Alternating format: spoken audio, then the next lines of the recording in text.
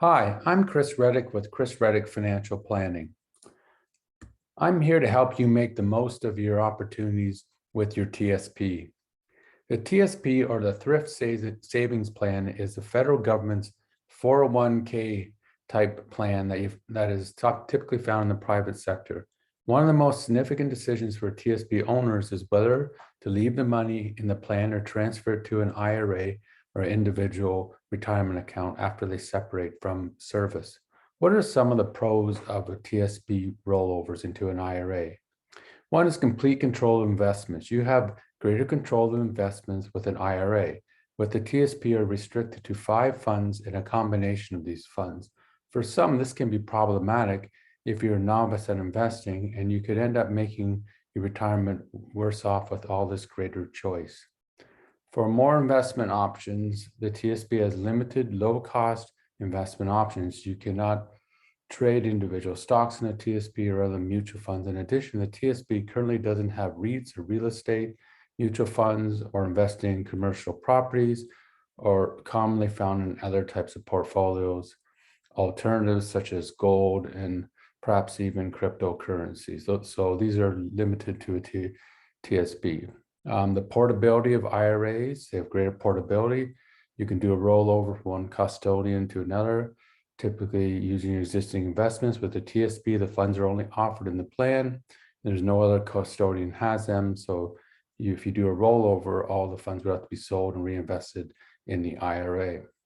Another reason you might want to roll over is professional money management. One of the advantages of transferring a TSP to an IRA is that you can hire a professional money manager to manage the investments in the account, so you don't have to do it yourself.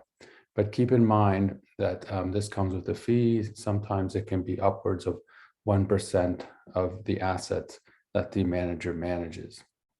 So what are some of the cons of TSP rollovers? So typically higher expense ratios. The TSP has the lowest expense ratios in index funds, around 0.04. Most index funds have expense ratios well above that. As a result, you get very low expenses, which will positively impact your long-term growth and investments. Another is the ability to transfer old 401k and IRAs into the TSP. You can transfer your old 401k or IRA in the TSP. This will enable you to consolidate your accounts and get a better investment management. But note, you cannot transfer a Roth IRA into a TSP.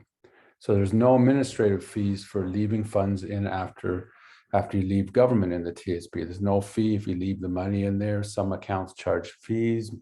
However, some comments from TSP users are complaints of slow withdrawals and the paperwork involved.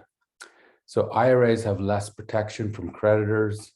The protection from creditors is important to consider, with the TSP providing more protection than an IRA.